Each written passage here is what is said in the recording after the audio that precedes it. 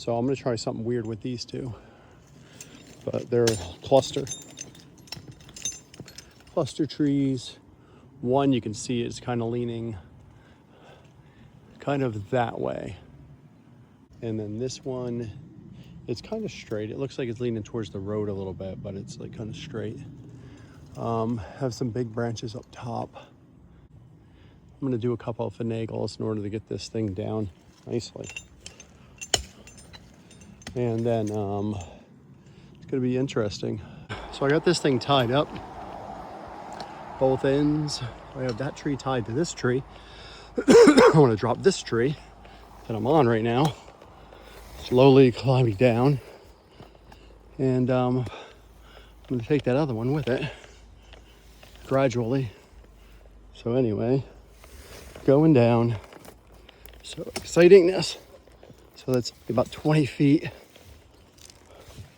I think that's enough leverage. All right, got this taut. So this is tied really tight up here. You can see this is tight.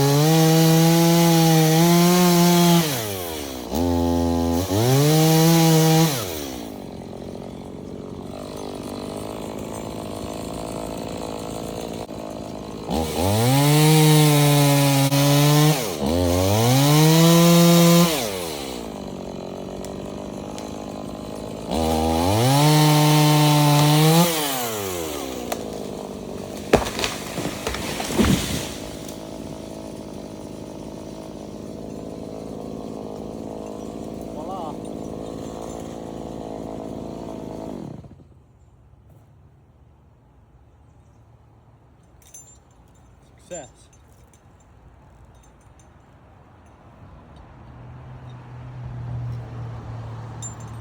So that was sort of the plan.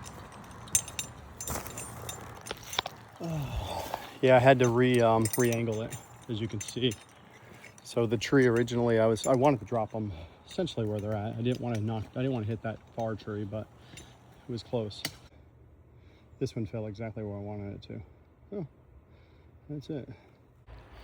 When I'm cutting these, of course I limb it first. So I limb the whole tree.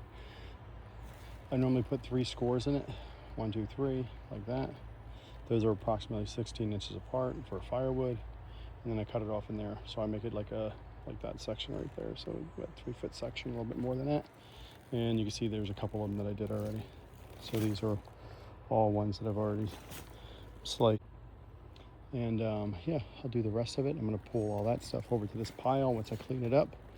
And all this is gonna in the wood chipper. So good times.